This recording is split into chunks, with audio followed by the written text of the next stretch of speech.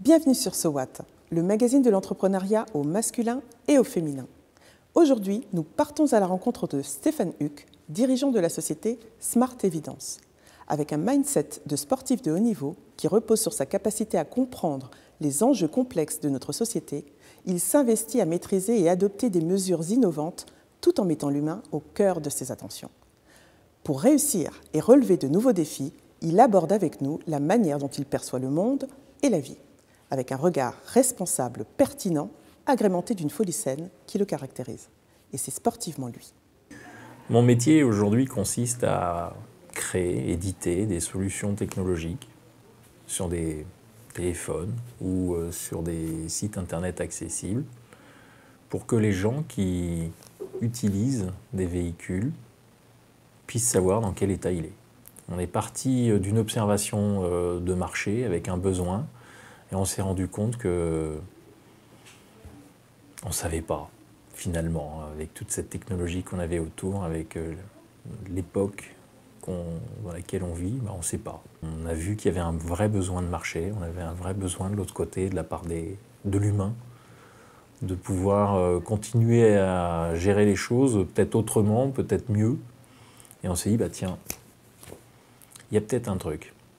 J'ai la chance d'avoir de très bons associés, très patients, très pragmatiques, très inspirants, des vrais experts. Donc j'ai la chance d'avoir 3 associés qui vont du commerce à la tech, aux affaires, aux institutions. Et de l'autre côté, j'ai la chance aussi d'être encadré de fabuleux experts avec lesquels on collabore, qui chacun ont, comme les associés, un domaine d'expertise propre. Je pense que c'est avant tout une histoire d'homme avec un grand H. Je pense que c'est une aventure humaine, c'est une histoire de valeurs, c'est une histoire vraiment de partage, de vision. On n'est pas obligé d'être amis avec tous ses partenaires. On cherche plutôt cette complicité, cette écoute et la faculté aussi de pouvoir, à un moment donné, ne pas être d'accord. Je pense que c'est important aussi de pouvoir écouter, de ne pas être d'accord, d'avoir des arguments, de surtout pouvoir être dans l'explication, la compréhension. C'est quelque chose, je trouve, qui est fondamental. Et je pense que c'est en ça aussi qu'on crée des bons partenariats. Je pense que, justement, il y a cette géographie, moi je parle souvent de connectographie, qui a complètement changé. Avant, on avait des États-nations avec des vraies frontières, c'était historique, c'était comme ça. Aujourd'hui, on voit bien que l'univers numérique chamboule tout. On a aujourd'hui une consommation à travers un appareil qu'on a ici, qui a été fabriqué à un bout de la planète et qui est connecté grâce à un système qui est à l'autre bout de la planète. Et c'est cette globalisation de l'échange, de ce flux d'informations qui aujourd'hui chamboule tout. Encore une fois, je pense qu'on n'explique pas toujours bien les choses. Il y a des vrais experts dans la tech, il n'y a pas un expert de la tech, il y a des gens qui ont des expertises de divers domaines, tenants et aboutissants de cet univers. Quelqu'un qui maîtrise aujourd'hui les réseaux, peut-être pas forcément quelqu'un qui maîtrise le développement, qui est peut-être pas quelqu'un d'expert non plus dans l'usage, dans comment on commercialise. Enfin voilà, il y a plein de métiers qui doivent s'unir pour que finalement une solution tech fonctionne, ou du moins soit admise par le user. Et c'est ça qui a changé. Nous, on parle toujours, et encore dans notre métier, enfin dans notre pays surtout, et on rencontre dans notre métier des gens qui disent « Bon ben voilà, moi je suis client ». Oui, t'es client, mais t'es utilisateur, t'es user. Mais qu'est-ce que ça veut dire ? Et ça, aujourd'hui, même dans les écoles de commerce, on a du mal à le définir clairement. Et je pense qu'en France, on a plein d'idées. C'est vrai, ce vieil adage est toujours vrai, on n'a pas de pétrole, mais on a des idées. Bon, aujourd'hui, on n'a plus de pétrole, on a moins d'idées. Mais on a quand même des têtes bien faites, on a quand même des formidables chercheurs, on a quand même des formidables ingénieurs. On a une jeunesse que j'adore. Vraiment, moi, je ne sais pas ce qu'on peut lui reprocher. J'ai l'impression d'avoir été pire. Et sans smartphone. Et je me dis toujours, punaise, si j'avais eu 20 ans avec un smartphone, qu'est-ce que j'aurais pu en faire? Et moi, cette jeunesse-là, je l'aime beaucoup. Elle est différente. Elle est autrement, différemment connectée. On n'a rien à lui envier, on n'a rien à lui enlever. Elle a ses défauts, je pense comme toutes les générations. Mais on ne la valorise pas assez. Et je pense que c'est surtout ça le souci qu'on a dans notre beau pays. On est pris dans un carcan où on a créé plein de choses historiquement. On l'entendra toujours, hein, on est les grands créateurs de la carte à puce, du Minitel, de la télématique. Je pense qu'on n'a pas inventé le fax. Bref, on a toujours historiquement plein de choses qu'on a créées. Et malheureusement, aujourd'hui, on n'est plus aux commandes. Pour moi, il y a aussi l'Europe qui est plus haut. Il y a cette union de marché global dont on ne peut pas se soustraire aujourd'hui, qu'on le veuille ou non. Les choses ne peuvent plus être pensées simplement à l'échelon national. Il faut réfléchir plus loin, encore une fois, parce que les choses sont intimement interconnectées et globalisées. Développer une solution pour 1 million de gens, 67 millions de Français ou 500 millions d'Européens, c'est pas la même chose. Mais pourtant, si on veut avoir un acteur global, il faut plutôt penser global, même si on le fait à l'échelle locale. On est pris dans une spirale un petit peu négative parce que on voit bien qu'aujourd'hui, il y a quelque chose qui ne va pas. On sent bien que par rapport aux acteurs de la tech, ce sont principalement les grands géants de la Silicon Valley ou les acteurs chinois qui dominent. Mais c'est un choix qu'on a fait. Un choix qui a été fait par nos dirigeants politiques, c'est un choix de société. Aujourd'hui, on voit bien que c'est encore un choix de société de refuser l'innovation partout. Bon, je pense que c'est un vrai sujet qui mériterait vraiment d'être mis sur la table, sur comment on veut demain que notre société absorbe ou pas ce modernisme, parce que dans le fond, c'est un modernisme qui fait défaut. Et les jeunes sont demandeurs, ils sont consommateurs. Je ne connais pas aujourd'hui un utilisateur qui ne voudrait pas utiliser une solution franco-française avant une solution étrangère. Pourtant, on entend « ah, c'est quand même cool ».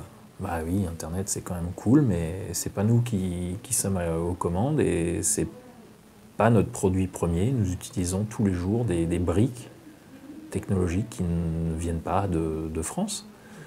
On n'est pas souverain aujourd'hui en la matière. On voit bien encore ce matin, il y a des serveurs qui crachent chez un gros opérateur européen. Heureusement, on n'est pas lié que aux autres. Mais on sent bien il manque quelque chose.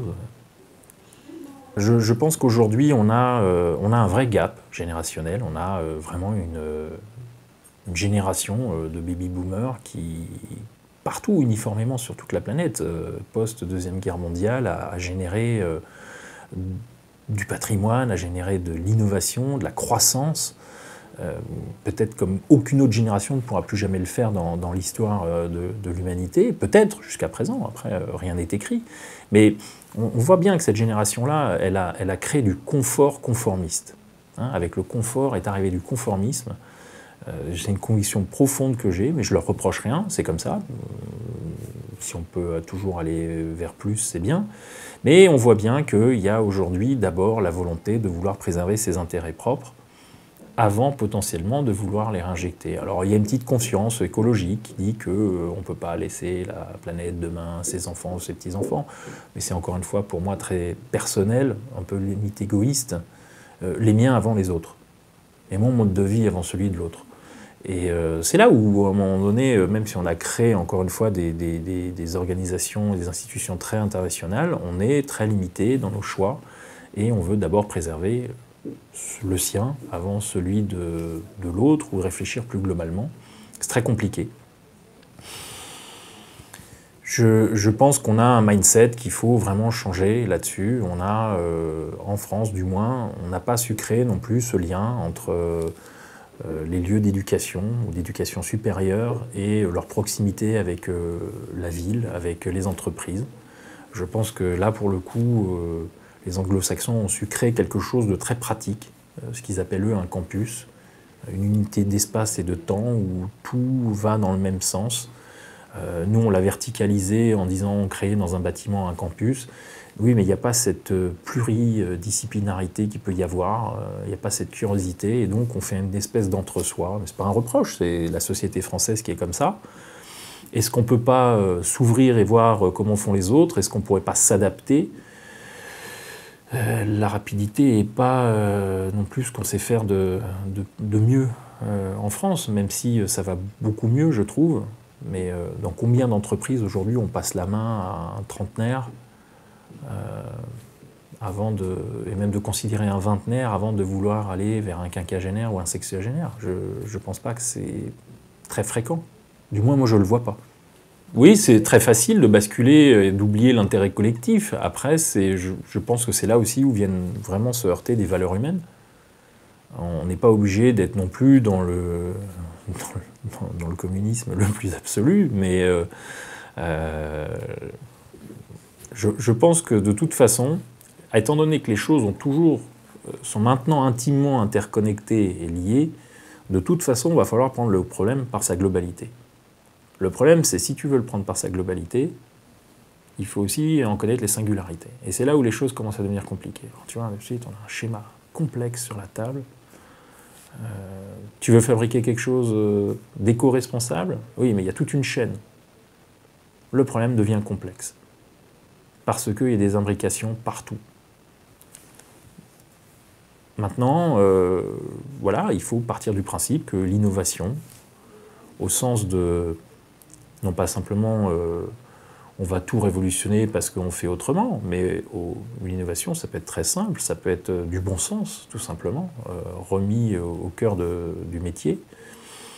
Maintenant, comment est-ce qu'on fait? Aujourd'hui, on a en face de nous un univers qui est complexe. Enfin, nous, quand on a des gens en face de nous, souvent, c'est à mon âge, je vais peut-être pas encore m'imposer ça, va falloir vraiment que je fasse ça comme ça, mais ça marche pas toujours. Il y a plein d'a priori.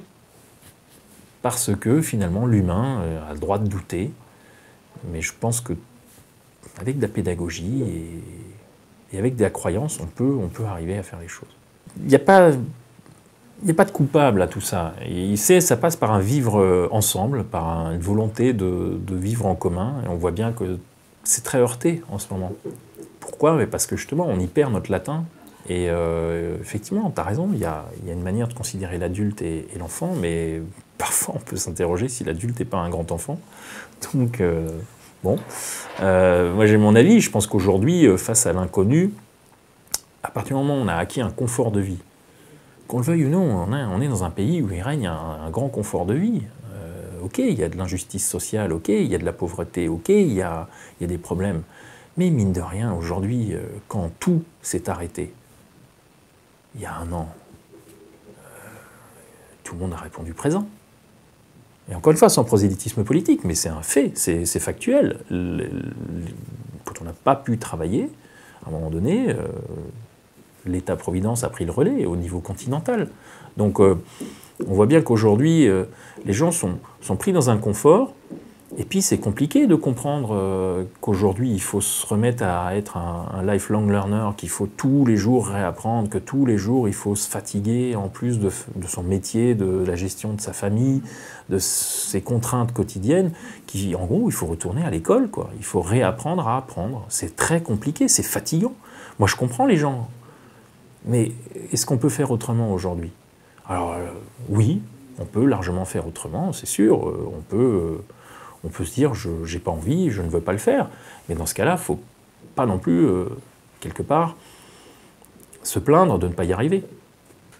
Et je pense que c'est aussi là où le côté sportif et le challenge sportif est quelque chose de très intéressant, parce que peu importe ton âge, peu importe ton niveau, tu te remets en question tous les jours et tous les jours et tous les jours. Et tu veux apprendre. Et je pense que c'est la clé, la pédagogie, l'apprentissage. J'ai eu la Covid très tôt. Tu sais pas, tu fais confiance, tu essaies de rationaliser, puis tu prends du recul, et puis tu te dis, finalement, avant, après, n'est qu'une rhétorique politique. Il faut avancer, il faut être moderne, il faut se moderniser. Si ça ne marche pas, ça veut dire quelque chose qui n'est pas assez moderne. Et nous, pour le coup, puisque là, d'être entouré, d'avoir des experts, d'avoir des partenaires, là, ça devient très intéressant, parce qu'à un moment donné, tout le monde avait sa problématique. Ça devenait très intéressant de pouvoir justement se mettre autour d'une visioconférence, et plus d'une table, j'allais dire autour d'une table, une fausse table, et d'en parler, et justement de dire, bah, tiens, comment ça t'impacte? Qu'est-ce que tu fais? Comment tu vas le faire? Comment tu vois les choses? Comment tu penses que? Et je pense que c'est là aussi sont révélés des caractères, sont révélés des idées, des conseils. Et je pense que c'est très intéressant aussi ce genre de crise inédite où tout s'arrête en même temps, partout. Je n'ai pas, enfin, peut-être qu'il existe un exemple historique, moi j'en ai pas en tête, même une grande guerre mondiale ne stoppe pas tout à l'échelle mondiale comme ça. Là, pour le coup, tout le monde, sur toute la planète, tout s'est arrêté. Après, je pense que l'humanité, moi je crois profondément en cette humanité, je crois profondément au progrès, je pense vraiment qu'il y a des lendemains meilleurs, qu'on peut améliorer les choses. Il faut grandir, il faut évoluer, il faut se moderniser. C'est surtout ça qu'on a fait, on s'est surtout posé la question de « attends, et puis maintenant, qu'est-ce qui va se passer ?» Nous, notre domaine d'application, c'est la mobilité. Ok, d'un coup, il n'y a plus personne, il n'y a plus rien qui bouge. Ah, et maintenant, on fait comment? La preuve a été que finalement, ça a continué, ça a repris, peut-être sous une forme différente, avec des habitudes différentes, avec une volonté de changer, de faire mieux. Et voilà, on s'est adapté. Avec mon éducation, je serais plutôt chêne, mais j'ai appris à devenir vraiment bambou. Je pense qu'un entrepreneur doit être fondamentalement curieux. Jamais se reposer sur ses lauriers, jamais considérer comme acquis quelque chose. Je pense que c'est vraiment la base, cette curiosité, cette volonté d'acquérir du savoir, de s'ouvrir à des petits détails, histoire de s'ouvrir des champs possibles. La deuxième chose, je pense que c'est aussi la grande rigueur que tu peux avoir. Bah ouais, quand il fait nuit, froid, qu'il pleut, t'as pas envie, que ça va pas comme tu veux, bah ouais, il y a une espèce de force, de résilience aussi qu'il faut arriver à démontrer, à mettre en place. Et puis après, il y a, pour caricaturer et prendre le contre-pied de tout ce conformisme, il faut avoir un grain de folie, il faut aller là où personne veut aller, au moment où personne veut y aller, et je pense qu'il faut avoir ce petit grain de folie, de se dire ah, il y a un truc. Il y a un truc que je sens intimement, il y a une conviction, voilà. Et puis en cherchant quelques signaux faibles, tu te rends compte que y a quelque chose à faire. Donc ouais, cette curiosité, cette hyper rigueur et derrière cette faculté à toujours vouloir être dans la résilience. Je pense que surtout, c'est tout ce qui m'a fait échouer, tous les petits échecs, tous les petits détails du quotidien qui n'ont pas marché, qui aujourd'hui me font avancer et qui sont une force motrice de dire ça, attends, j'ai déjà fait, on va faire un peu autrement, de grands changements. Non, je pense que tout est à apprendre. Tout peut arrêter, tout peut s'arrêter, tout peut s'arrêter. Je pense que c'est justement ça qui est passionnant. Tout peut s'arrêter. Non, tout peut m'arrêter. Maintenant, je pense qu'il y a une part d'inconscience aussi à ne pas vouloir être arrêté. On ne se focalise pas, on ne se laisse pas arrêter. T'es malade. T'as la Covid, t'appelles le 15, on te dit de prendre de la vitamine C et du Doliprane. Bon, ok, non, non, vous m'aurez pas, on n'en sait rien, mais c'est pas grave. Et puis, on fait le chemin qu'on fait. Très bambou, tu vois. Fondamental. Pareil que tu brûles des toxines quand tu rigoles. J'espère en brûler beaucoup et ouais, ça fait partie de mon quotidien. J'adore rire. Je pense qu'on peut rire de tout, mais pas avec tout le monde, ou pas avec n'importe qui. Je ne sais plus quelle est la phrase, je crois que c'était des proches qui disaient ça. On peut rire de tout, mais pas avec n'importe qui. Et c'est vrai. Mais je pense qu'il y a une part fondamentale à prendre les choses avec le sourire.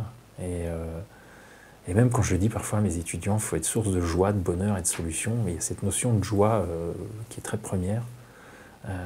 Ouais, quand tu croises quelqu'un qui sourit et que tu passes un bon moment avec empathie, à partager avec humour un regard sur quelque chose, c'est quand même, la vie est quand même plus belle, quoi. On rigole pas assez dans ce pays. Pourtant, on est un pays d'humoristes avec beaucoup d'humour, mais je trouve qu'en ce moment, on rigole pas assez.